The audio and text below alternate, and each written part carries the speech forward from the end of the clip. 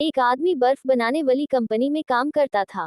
एक दिन कारखाना बंद होने से पहले वह अकेला फ्रीज करने वाले कमरे का चक्कर लगाने गया तो गलती से दरवाजा बंद हो गया और वह अंदर बर्फ वाले हिस्से में फंस गया। छुट्टी का वक्त था और सब काम करने वाले लोग घर जा रहे थे। किसी ने भी अधिक ध्यान नहीं दिया कि कोई अंदर फंस गया है। वह समझ गया कि 2-3 घंटे बाद उसका शरीर बर्फ बन जाएगा। अब जब मौत सामने नजर आने लगी तो भगवान को सच्चे मन से याद करने लगा, अपने कर्मों की क्षमा मांगने लगा और भगवान से कहा कि प्रहलाद को तुमने अग्नि से बचाया, अहिल्या को पत्थर से नारी बनाया, शबरी के जूठे बेर खाकर उसे स्वर्ग में स्थान दिया। प्रभु, अगर मैंने जिंदगी में कोई एक काम भी मानवता व धर्म का किया है तो तुम मुझे यहाँ से बाहर निकालो। मेरे बीवी बच्चे मेरा इंतजार कर रहे होंगे। उनका पेट पालने वाला इस दुनिया में सिर्फ मैं ही हूँ। मैं पूरे जीवन आपके इस उपकार को याद रखूंगा। और इतना कहते कहते उसकी आंखों से आंसू निकलने लगे। 1 घंटे ही गुजरे थे कि अचानक फ्रीजर रूम में खटखट की आवाज हुई।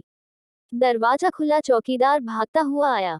उस आदमी को उठाकर बाहर निकाला और गर्म हीटर के पास ले गया। उसकी हालत कुछ देर बाद ठीक हुई तो उसने चौकीदार से पूछा, आप अंदर कैसे आए? चौकीदार बोला कि साहब, मैं 20 साल से यहाँ काम कर रहा हूँ। इस कारखाने में काम करते हुए हर रोज सैकड़ों मजदूर और ऑफिसर कारखाने में आते जाते हैं।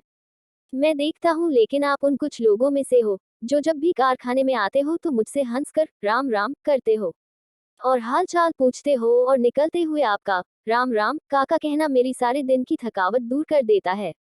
जबकि अक्सर लोग मेरे पास से यूं गुजर जाते हैं कि जैसे मैं हूं ही नहीं। आज हर दिनों की तरह मैंने आपका आते हुए अभिवादन तो सुना, लेकिन राम राम काका सुनने के लिए इंतजार करता रहा।